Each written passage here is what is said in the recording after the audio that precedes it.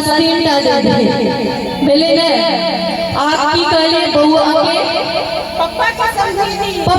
समझेनी यानी बउआ के दीदी के सास।